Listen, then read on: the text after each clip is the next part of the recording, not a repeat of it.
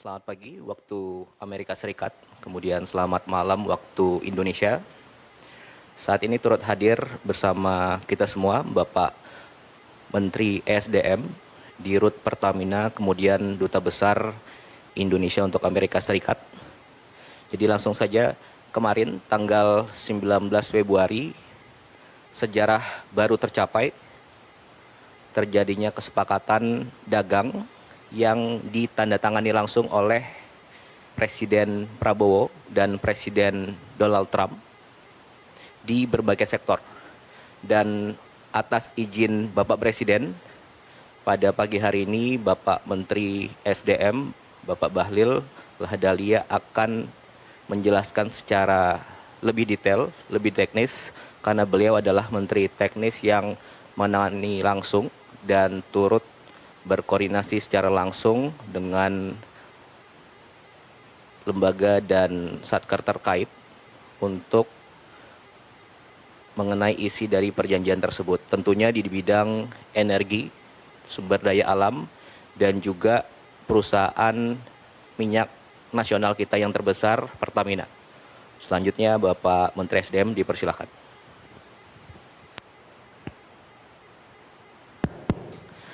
Baik, terima kasih Pak Seskap, yang saya hormati Pak Dubes dan Pak Simon, Bapak Ibu semua yang ada di ruangan ini, teman-teman media baik yang ada di DC maupun yang ada di tanah air. Assalamualaikum warahmatullahi wabarakatuh.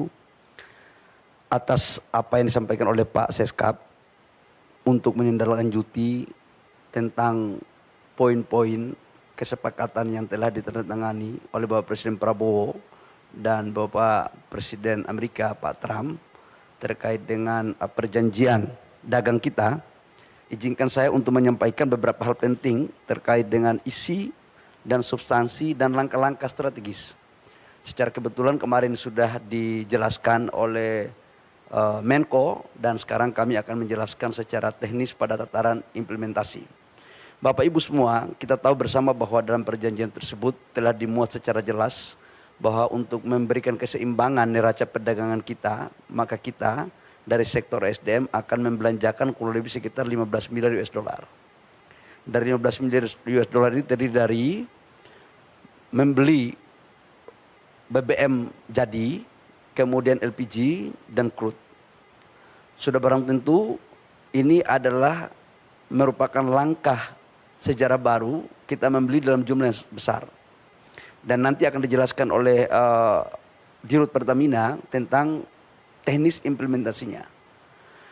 Bapak Ibu semua, 15 miliar US dollar yang kita alokasikan untuk membeli BBM di Amerika Serikat bukan berarti kita menambah volume impor.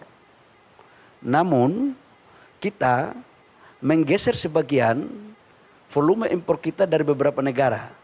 Di antaranya negara dari Asia Tenggara, Middle East, maupun di beberapa negara di Afrika.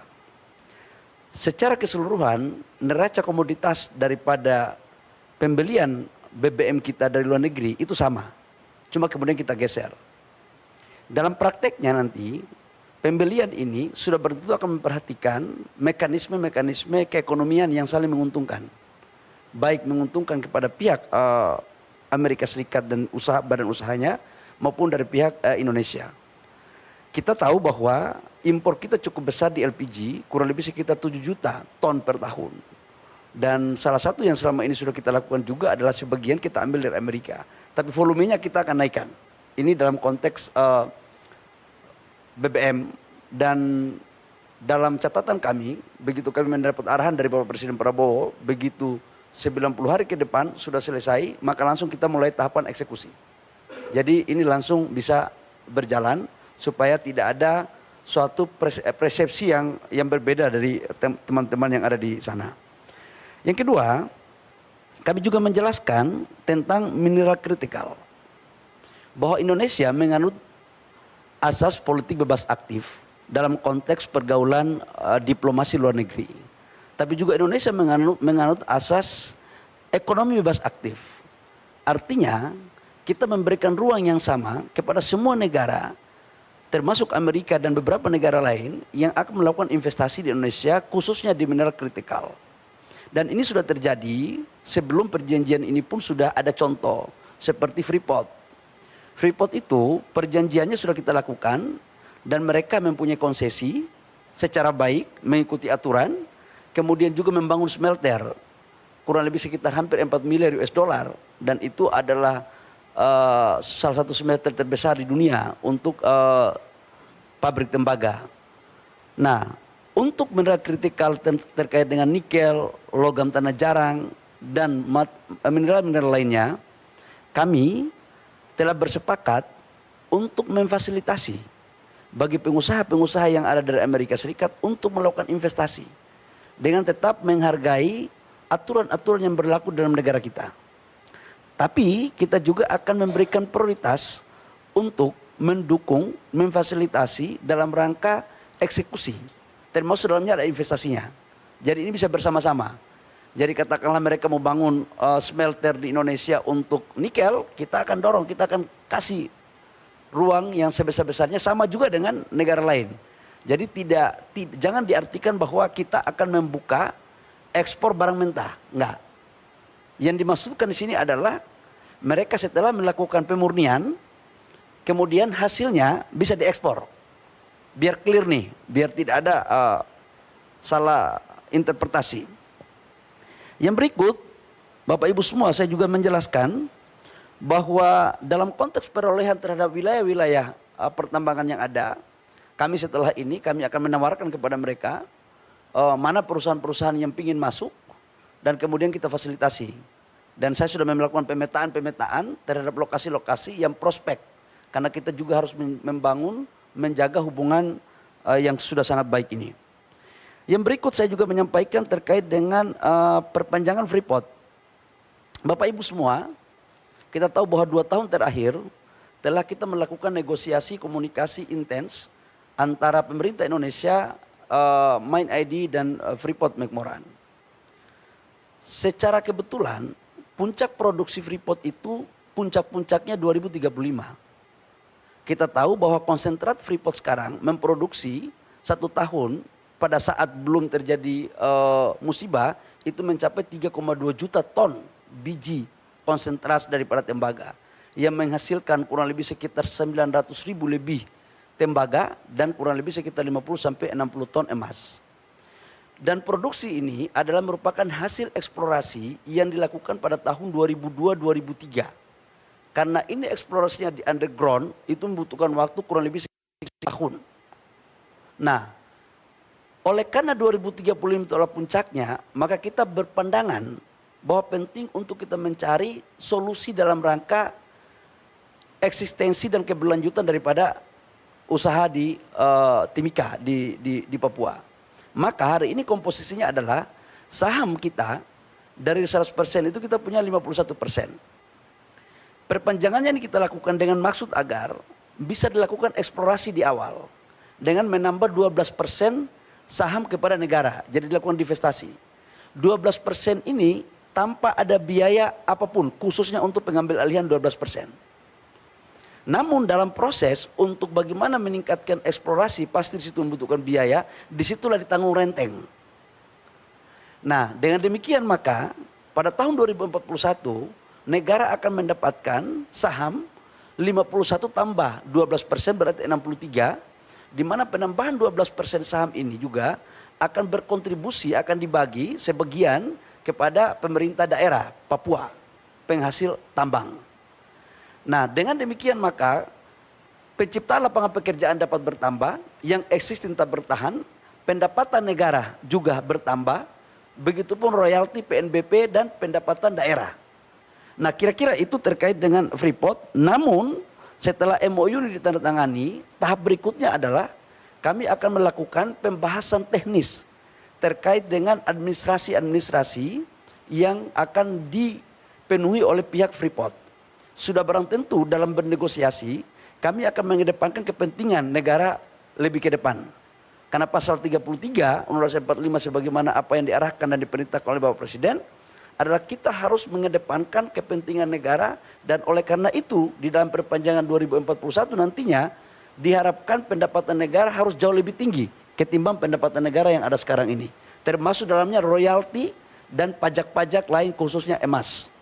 Ini biar tidak disalah terjemahkan lain-lain oleh saudara-saudara saya yang ada di tanah air. Yang berikut menyangkut dengan urusan etanol. Bapak Ibu semua, salah satu strategi untuk kita mendorong ketahanan energi dan kedaulatan energi kita adalah kita akan menerapkan bagian daripada bensin kita akan campur dengan etanol, mandatori. Tujuannya sebenarnya adalah bagaimana menciptakan peluang usaha baru yang ada di Indonesia. Namun sampai dengan produksi kita bisa memenuhi kebutuhan dalam negeri, maka ruang untuk kita melakukan impor boleh saja, termasuk di impor dari Amerika. Sampai dengan kebutuhan produksi kita dalam negeri terpenuhi. Ini paralel aja sebenarnya, paralel aja biasa. Yang berikut kami juga melaporkan bahwa di sini kita juga melakukan komunikasi terhadap ExxonMobil. ExxonMobil ini salah satu perusahaan minyak Amerika Serikat yang sudah 100 tahun lebih yang beroperasi di Indonesia. Dan mereka adalah salah satu penyumbang lifting terbesar selain Pertamina. Hari ini lifting mereka kurang lebih sekitar 170.000 sampai 185.000 barel.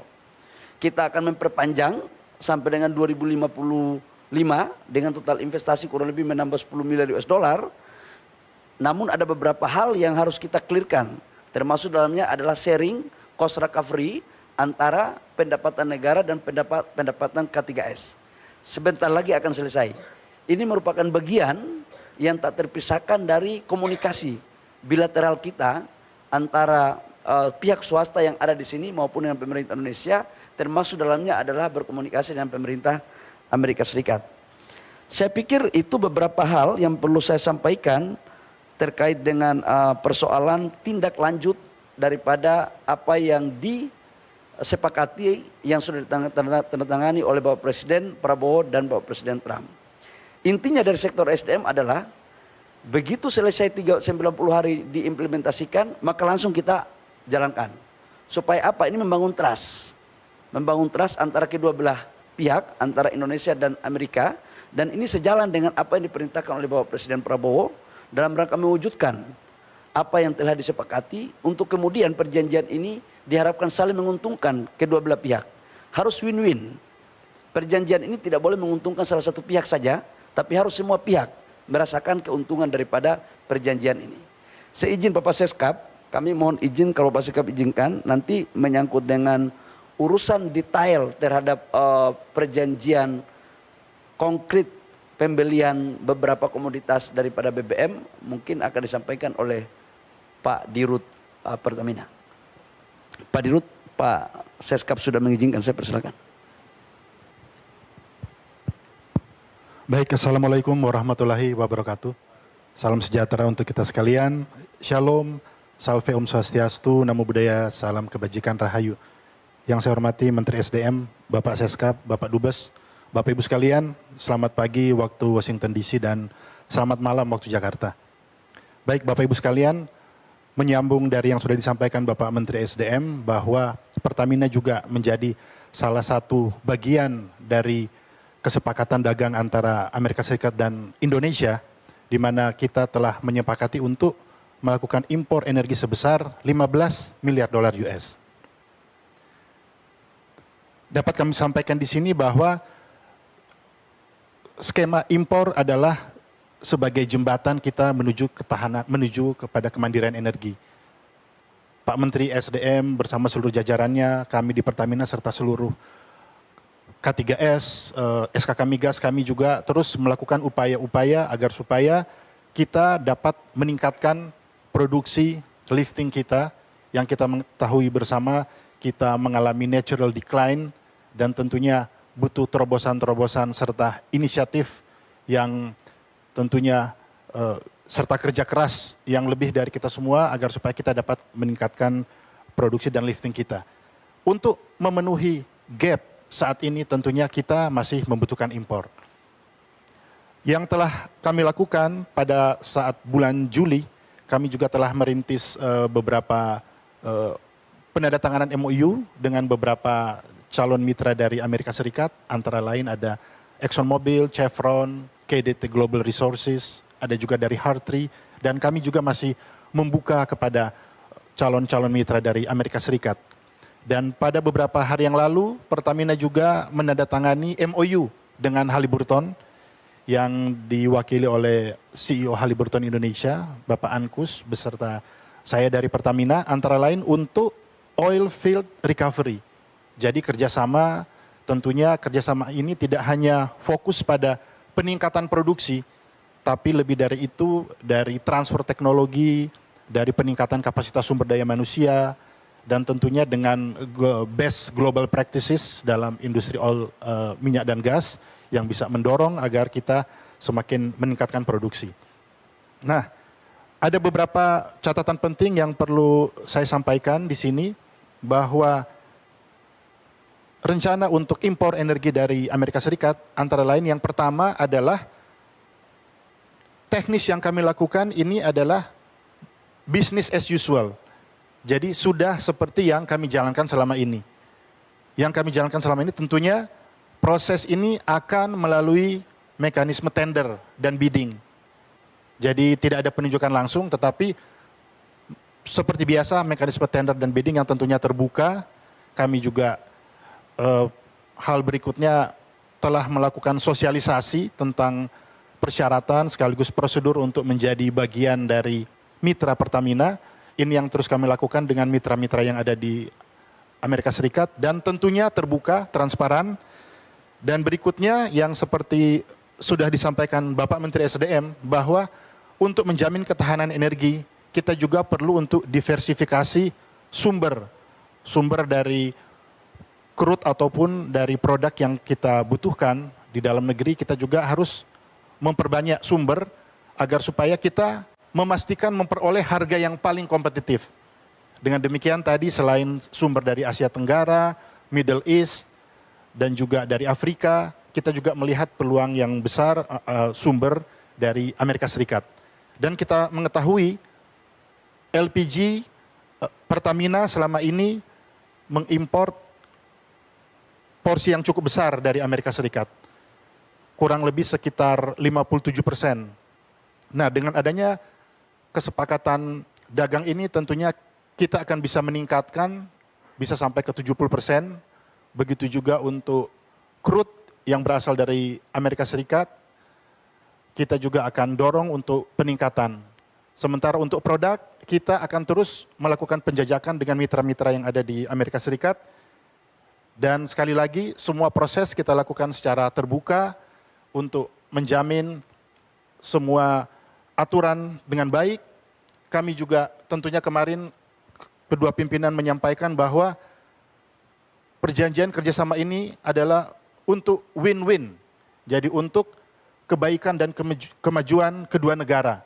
Dengan demikian, kedua negara sangat menghormati regulasi dan aturan yang berlaku di masing-masing negara.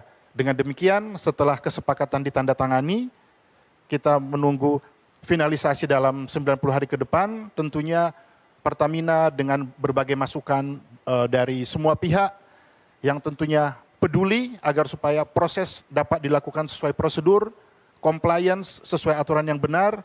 Kita juga tentu membutuhkan dukungan nanti yang akan disiapkan oleh pemerintah berupa keputusan, perizinan, dan dukungan-dukungan lainnya.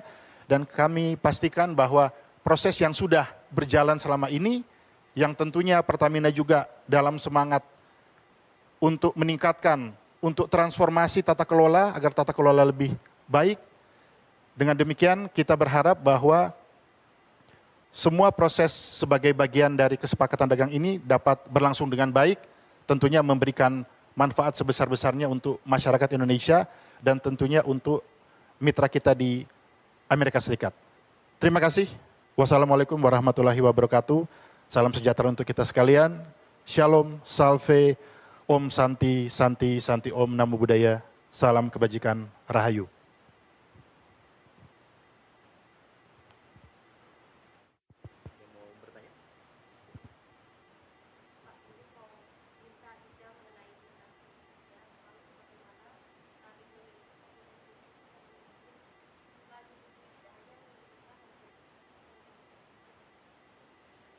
Baik, yang menyangkut dengan mineral kritis ya, pertama kan mereka akan masuk di sektor nikel, kemudian logam tanah jarang, kemudian beberapa juga tembaga sama emas sekarang masuk juga di mineral kritis.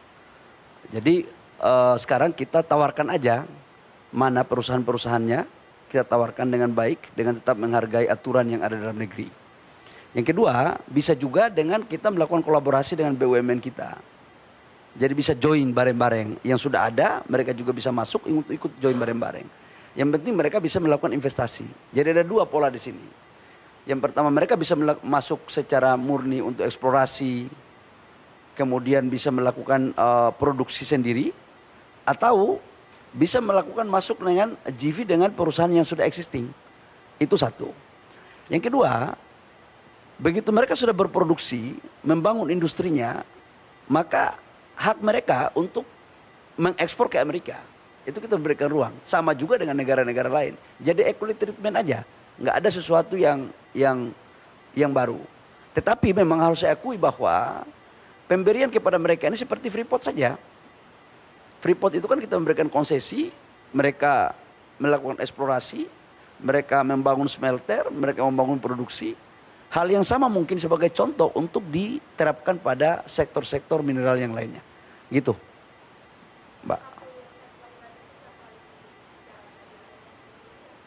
Nikel ya, nikel. Dan kita kalau sudah masuk 90 hari dari sekarang, saya sebagai menteri teknis dengan senang hati untuk bisa memfasilitasi mereka dengan baik, dengan tetap mengikuti apa yang menjadi kebiasaan-kebiasaan aturan yang ada dalam negeri.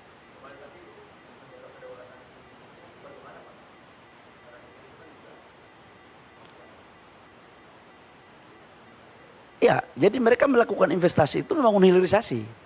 Jadi jangan dipersepsikan bahwa membangun investasi ornya di bawah, nggak ada. Karena dalam konsensus itu kan adalah pemurnian. Pemurnian dimaksudkan itu adalah industri. Dan kalau dibawa ke sini kosnya mahal. Berapa kos logistiknya dari Indonesia ke sini? Mendingan investasi bareng, produknya dibawa ke sini. Karena kita ini kan sudah hidup dalam pasar global, tidak bisa hidup sendiri-sendiri. Dan kita harus membuka ruang kepada semua pihak. Itu.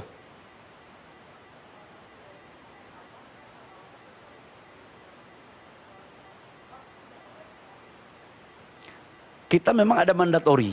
Mandatori kita 2028 itu diperkirakan sekitar 5-10%. Dari mandatori tersebut, sebagian memang industri dalam negeri sudah ada. Antara konsumsi dan produksi dalam negeri itu kekurangannya berapa, itu yang bisa kita impor. Jadi impor itu adalah untuk mengisi kekurangan daripada kebutuhan konsumsi dalam negeri. Dan untuk etanol yang dimaksudkan ini sebenarnya tidak hanya pada konteks pencampuran dengan bensin, tapi juga untuk industri-industri lain yang dibutuhkan. Karena selama ini memang kita juga masih membutuhkan impor. Ini kan hanya men-switch saja dari negara lain ke Amerika. Dan apalagi kan kalau kita masuknya dengan tarif 0% ke negara kita, berarti kan harus lebih murah dong. Ini kan menguntungkan kita sebenarnya. Kita melakukan impor dari sini, tarifnya masuk 0%, harganya lebih murah. Sehingga industri kita lebih kompetitif dalam memakai bahan baku daripada etanol. Gitu. Sudah?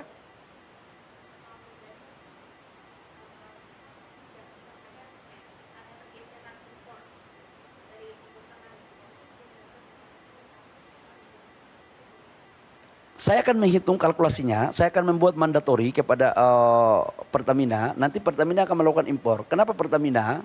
Karena Pertamina ini adalah badan usaha milik negara terbesar. Bicara tentang BBM, itu bicara tentang cabang-cabang produksi yang mengasih hajat hidup orang banyak. Nah dalam konteks itu maka Pertamina akan diberikan amanah untuk melakukan impor. Berapa persen yang kita switch dari Middle East atau di negara Asia Tenggara dan dari negara Afrika, nanti saya akan sampaikan 3 minggu terhitung sekarang. Volume untuk Amerika kita harus belanja 15 billion US dollar. Itu sudah final. Switch-nya dari mana-mana itu 3 minggu dari sekarang. Karena saya pulang saya akan hitung lagi, sebagian pasti dari Asia Tenggara kita mungkin pangkas paling banyak di situ. Kemudian di Middle East dan beberapa negara di Afrika. Jadi kita akan prioritaskan untuk mengambil di Amerika dengan angka 15 billion US dollar. Dan tadi disampaikan oleh Pak Simon, kita juga akan membuat peraturan yang membuat mereka juga aman, nyaman. Jadi dengan maksud agar nilai pembeliannya itu nilai ekonomis yang kompetitif, yang saling menguntungkan antara kedua belah pihak. Itu ya. Silakan Pak, terakhir kalau boleh. Oh sama. Oh. Masih ada lagi nggak? Baik, kalau sudah tidak ada, terima kasih. Saya serahkan kepada Pak Seskap untuk mengarahkan lebih lanjut. Bapak Ibu semua, teman-teman media, baik dari dalam maupun luar negeri dan seluruh pemirsa, saya ucapkan terima kasih atas perhatiannya. Demikian daripada pemaparan kami terkait dengan kebijakan teknis dalam implementasi terhadap apa yang ditandatangani, perjanjian ditandatangani oleh Bapak Presiden Prabowo dengan Bapak Presiden Trump dari DDC. Terima kasih. Wabillahi taufiq wal hidayah. Wassalamualaikum warahmatullahi wabarakatuh. Saya kembalikan pada Pak Seskap.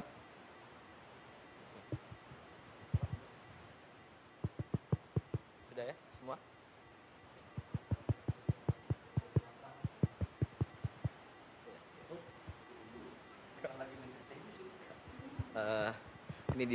Oke.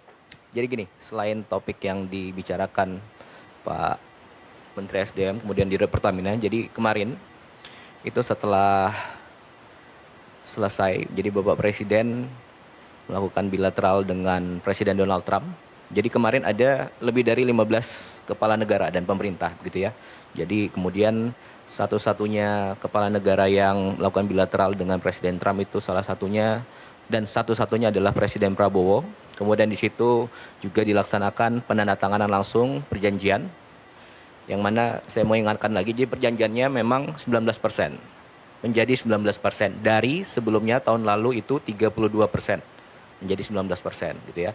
Itu satu. Kemudian yang kedua, ada tarif 0% untuk 1.819 produk unggulan, khususnya di bidang pertanian dan industri, kopi, kakao, minyak kelapa sawit, kemudian semikonduktor itu. Kemudian setelah pelaksanaan penandatanganan, kemudian Presiden Prabowo dan Presiden Trump melaksanakan pertemuan kurang lebih sekitar 30 menit. Tentunya banyak pembicaraan di sana dan kita tunggu. Mungkin dalam waktu dekat yang sekarang 19%, ya mungkin ke depan akan menjadi lebih baik lagi untuk Indonesia. Kita tunggu saja. Itu aja mungkin. Ya, saya rasa cukup rekan-rekan semua. Terima kasih. Tadi Bapak Menteri SDM sudah menjelaskan secara detail, teknis, kemudian apa isi perjanjiannya, kemudian apa keuntungan yang diperoleh oleh Indonesia, gitu ya. Jadi terima kasih Pak Menteri, Pak Dirut Pertamina, Pak Dubes. Terima kasih rekan-rekan media semua. Terima kasih. Wassalamualaikum warahmatullahi wabarakatuh.